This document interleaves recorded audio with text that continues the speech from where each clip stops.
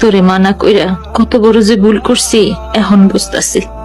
আমার তুই মাফ করে দিস বাবা। আপনি আমার মায়ের আসলে বসে, আর সন্তানের কাছে মা যদি মাপ চায় ওটা সন্তানের জন্য অনেক বড় অভিশাপ। আপনি এই ভুল আর কখনো করেন না। কি হয়েছে আমার একটু খুললা কোন? আমি তো আগেই কইছিলাম হৃদয়ের ছেলেটা ভালো না। এই মোতালেব ভাই, আমার বাড়িতে এসে আমার শাশুড়িরা আমার নামে বদনাম করতেছেন। আপনার সাহস তো কম না।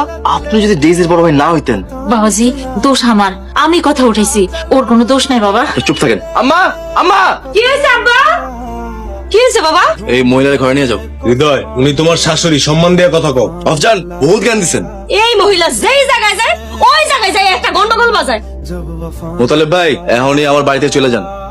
তুমি মনে করো না আমি ভয় পাইছি। তুমি ডেইজির স্বামী বললা, তোমার আমি কিছু কইলাম। তানিয়া, তানিয়া, বাইরে আসো। ডাকতেছো কেন? চলো। ভাই কই যাও? মোতালেব, কষ্ট পায়ও না, দেখবে একদিন সবকিছু ঠিক হয়ে গেছে ইনশাল্লাহ। তানিয়া, খালা ভালো নয়। ডেইজি খালি নিজের সুখ শান্তি নিয়ে আছে, তার খালার দিকে একটু খেয়াল নেই। তানিয়া, তুমি যদি অনুমতি দাও তাহলে খালারে আমার বাড়িতে নিয়ে আসি। নিয়ে আসো, এখানে অনুমতির কি আছে? খালা তো তোমার মায়ের মতো, এই বাড়িতে থাকবো, আমার কোনো অসুবিধা নাই। আমি শাশুড়ির মতো ওনার সেবা যত্ন করবো। আমার কলেজাটা ঠান্ডা করে দিলা। আজকে বিকেলে চেয়ারম্যান বাড়িতে আমি আরেকবার যাবো, খালারে গিয়ে নিয়ে আমো। আর ডেইজিরে করা করে দুইটা কথা কই আমো। পড়াশোনা করে নিজের সে কি মনে করে? কইছিলাম খালা আমার কাছে থাক না, সে সাধু করে নিয়ে যায়। খালার কি অবস্থা মনে বললে আমার খারাপ লাগে।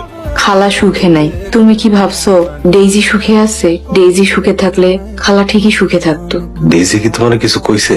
ডেইজি কিছু বলে নাই, কিন্তু আমি ওর হাতে কালো কালো মায়ের দাগ দেখছি। কে মারে ডেইজি রে? তা তো জানি না, সম্ভবত স্বামীই মারবো। তুমি দোকানে গেলাম।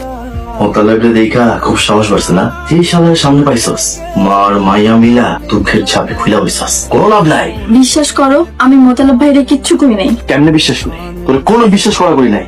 সেদিন ভাইয়ের বাড়ি থেকে আইসা আমরা চর মারছাস। এই সব তোরে কি দিছে? মোতালেব দিছে না? আল্লাহর দোহাই লাগে, বিনা দোষে কারো অপবাদ দিও না। তুমি আমারে মারো, এসব কিছুই মোতালেব ভাই জানে না। না জানলে আমার খারাপ করার সাহস কই থেকে পাই ওই দোকানদার মোতালেব? মোতালেব ভাই আগের থেকে তোমারে খারাপ জানতো, আমার আর মারে বুঝাইছিল আমি যেন তোমার বিয়া না করি। কিন্তু তোমার মিথ্যা কথার বেড়া জালে আটকা ছিলাম, তাই কিছু বলতে পারিনি। তোমার যদি এতই চোখের বিষয় যায় তাহলে ছাইড়া দাও, দুই চোখ যেদিকে যায় আমি চলে যাই। যাইস তোর আমার একটা বিয়া করার পর তোর আর আমার ভালো লাগে না, বুঝছস? ঔষধে ঘুমিয়ে আয় না। আরেকটা বিয়া করার চিন্তা করতেছো?